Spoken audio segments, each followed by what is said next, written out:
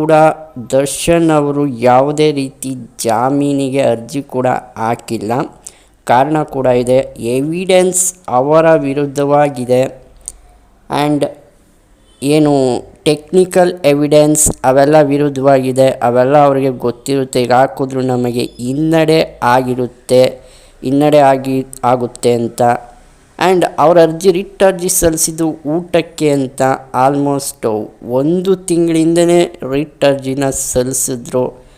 ಇವತ್ತು ಕೂಡ ಆ ರಿಟ್ ಅರ್ಜಿ ಏನು ಸಲ್ಲಿಸಿದ್ರು ಹೈಕೋರ್ಟ್ಗೆ ಬಂದಿತ್ತು. ಹೈಕೋರ್ಟ್ ತೀರ್ಪನ್ನು ಕೊಟ್ಟಿಲ್ಲ. ಇನ್ನು ಸೆಪ್ಟೆಂಬರ್ 5ರವರೆಗೂ ಕಾದಿರಿಸಿದೆ. ಅವರಿಗೆ ಇನ್ನು ಮನೆ ಊಟ ತಿನ್ನುವ ಭಾಗ್ಯ ಇನ್ನೂ ಸಿಕ್ಕಿಲ್ಲ.